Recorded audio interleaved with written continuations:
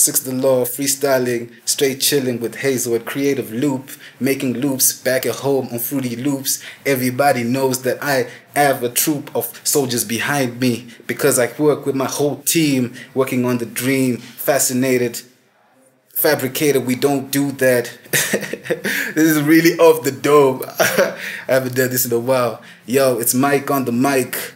It's a rainy day out here in a Rari down road. I ain't even gonna tell you where we are. I'm not gonna talk about the location, but I can say that my cardigan matches the color of this building.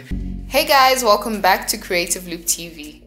Today in the loop, we have Six the Law.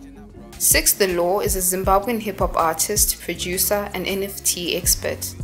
He was nominated for the 2021 Zim Hip Hop Awards in the Best Underground category. He has also been featured in a New York-based publication called Rest of World, which covers the impact of technology beyond the Western world. Hi, Six the Law. Hi, how are you doing? Good, happy to have you here at Creative Loop TV. Thank you for having me.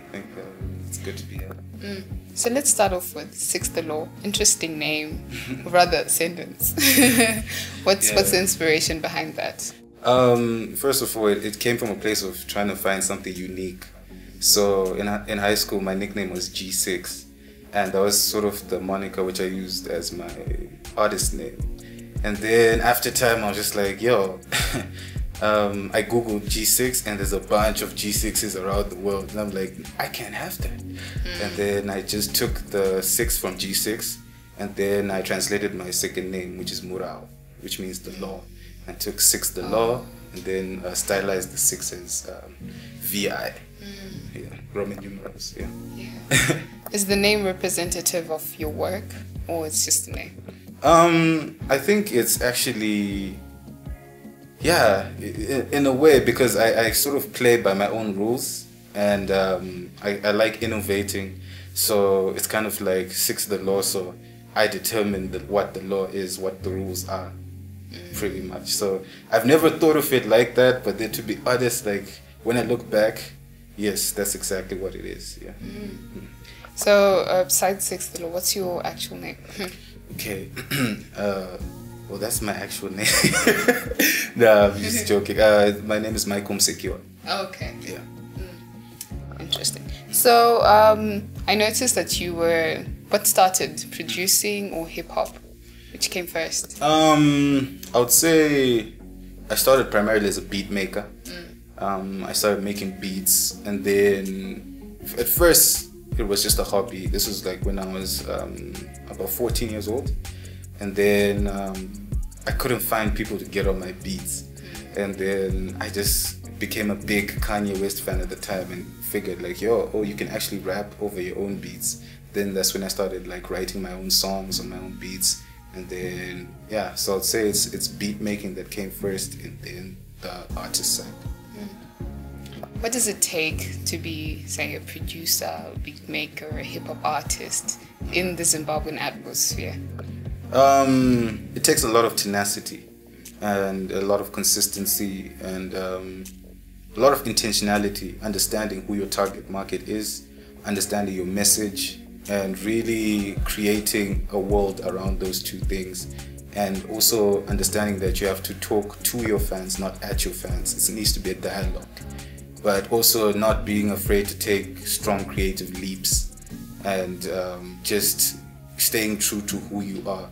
It's very difficult if we're talking in terms of monetization and stuff like that. That's where the strategy comes in, but then that's where community building becomes very important, because those are the people who will be willing to line up to see your show or to buy your merch and stuff like that. So I think it starts from building a community. When you have the community who understands what you represent, and then from then you can monetize and actually, make a living from this. So what have your highlights been in your music career? Wow. Highlights, definitely, because I started performing while I was in university. I was pursuing a degree in psychology, and I started performing at like the biggest events on campus. And then as I transitioned away from university, there was hearing my song on radio for the first time, like years ago. It was a special moment. I also got to perform at a TED Talk, TEDx Harare at University of Zimbabwe. Also the international recognition, because right now I'm in the NFT space, and with cryptocurrency and everything, and the way the internet has opened up stuff, just like getting the recognition out there that, look, you're internationally viable, product, and getting playlisted, trending on Audio Mac, definitely. I think I was the first Zimbabwean artist to trend on Audio Mac. Yeah. And I'm not bragging, but if there was someone else, like, they could be in the comment section go like, nah. But then I think I was the first.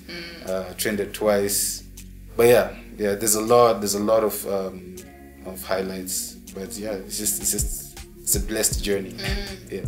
Pretty remarkable. Yeah. So you spoke about NFTs. Yes. That's one subject that's been interesting me when I was looking you up.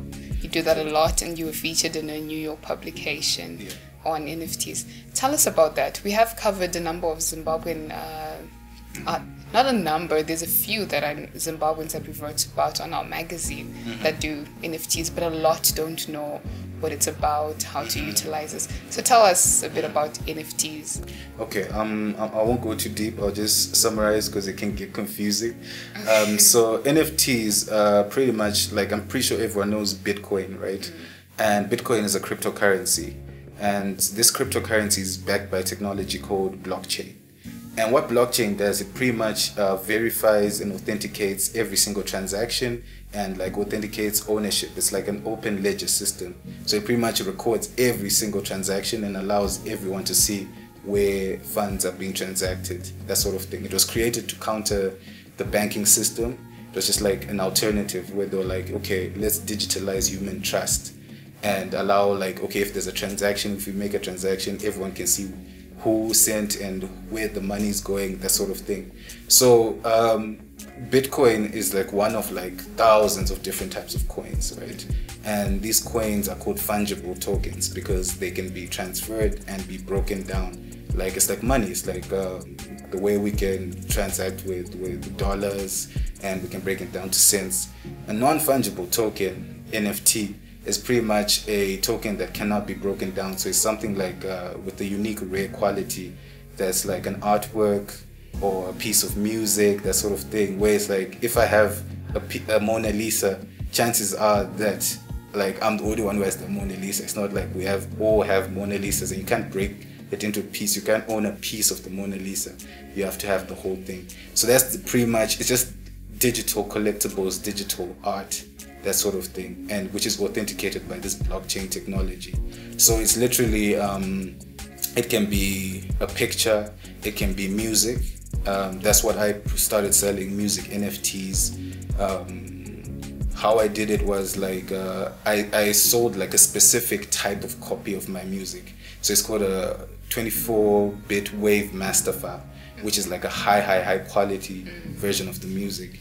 So it was just more of the specific nature of what I was selling, and then it makes the collectible.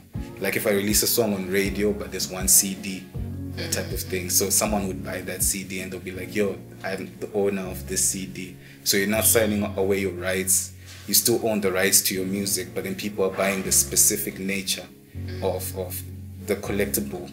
Yeah, it's pretty much like just like it's a collectible. Yeah.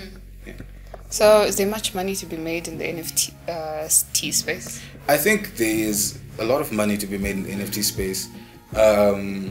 First of all, like, I've been using the traditional means like the Spotify, Apple Music, etc. But like, the return wasn't anything that I could say like, yo, this is sustainable, because it was just like, okay, my music is in all these stores, but it's the way they charge for streaming and the way it's different across different nations. And like, I don't think I'm like a super high streaming artist, so it was just like, this is not making sense. But in literally 3 NFT sales, I made like 10 times what I've made from from streaming. Plus, there's multiple layers to it, because with an NFT, when you sell it, every time it's resold. So for example, if I sell it to person A buys the NFT, they sell it to person B, I get a royalty, a 10% royalty. Person B sells it to person C, I get a royalty for forever. It's like right now I have a platform which I'm the founder of called Mint Condition, and basically we allow creators to mint their. So minting is pretty much like uploading. That's being added to the blockchain technology. So think of minting as sort of uploading. So it allows people to mint their courses, their tutorials, masterclasses, exclusive interviews and documentaries as NFTs, and then the creator gets that royalty every time it's sold. So we right now we're still in development. We're gonna have minting online soon, but it's definitely a different way, because I believe people's processes are almost as powerful as the product, and we want people to be able to profit off of the knowledge that they have and create like an ecosystem where you learn what you learn, and then when you're done with the course you can actually resell that NFT. So that's pretty much what my platform does. There's much to be said by artists, various artists, about the difficulties of doing arts in the Zimbabwean economy, or Zimbabwean challenge. Do you think that the platforms you're talking about, NFTs, would help with that issue, or do you see it as a different, perhaps, take on facing the challenges? I would say they have the potential to definitely revolutionize everything, because it gives a different value proposition on people's art. The art, you have a opportunity to have your work be truly appreciated for what it's worth, and actually, you know, people are making millions of dollars. People are making steady livings off of NFTs, you know, and it's just a way of, like, you know, you can use it as a layer. You can still do the traditional ways of, like, you know, you're doing your shows if you're a musician, going to galleries if you're an artist, photographer. You can still use the traditional ways, but you can use NFTs as a layer, you know, a different layer of, like, okay, I can cater to a different audience, I can package my stuff like this, I can reach people like that. It's really more of, like, it's a tool, you know, it's just a platform that's there, and it really is up to the person, if they orient their mind in a way that, okay, these possibilities, they can actually solve a lot of problems. I can definitely say, I can testify that, like, it completely changed my life getting into the NFT space. Yeah. Financially, you mean? Yeah, financially, just to call a spade, because, like, the traditional way of doing things, I mean, it's okay. I mean, I do multiple things. You know, I'm a producer, so I have my own studio, and we do stuff like artwork and, you know, artist support services. So from then, if you become a service provider within the arts, yes, you can monetize, but then, like, you want to grow, you want to expand, and you want to really, you know, take things to another level. And NFTs have that, you know, possibility, have that opportunity. And sometimes it even goes beyond the actual selling of the NFT. It's the community that you get into by being in the NFTs. All right. What's your opinion on the state of the arts industry, the music industry in Zimbabwe? I think it's growing. I think it's definitely internationally competitive. The production quality is just soared. Like, there's the quality of music being produced here. If it's played anywhere else in the world, like, they'll just be like, yo, this is incredible. Really? Yeah, I honestly do feel like that. I understand that, you know, there might be some issues with, like, what's being covered, and maybe there might be a monopoly by certain artists, but, like, in general, from my personal experience with the music space, it's truly amazing. There's just obviously issues in terms of infrastructure and, like, getting people paid and stuff like that may be, you know, a bit tricky, but, like, besides that, the actual quality and the process of creation of music is inspiring. From chill spot records, from the dancehall scene to the hip hop scene, to even amapiano, to even people doing, like, rock alternative music. Like, Zimbabwe has just got a plethora of, like, amazing artists. So yeah, it's quite inspirational. You probably have an opinion on, say, the top 5 musicians in Zimbabwe who you think these are international standard. Yeah. Who are those for you? Number 1 has to be this guy, what's his name? Six the Law. Definitely has to be number 1. I like that. Nah, but okay. Aside from myself, the top 5. I think Takura is amazing. Takura has been consistent for years. Takura, Tanto Wavy, Asaph is dope. Gemma. Who else? Yo, I have to keep them to 5. You've got one left. I have to say Jah Praiser. Jah Praiser is incredible. Just what he does, his vision and where he's taken it, like continentally.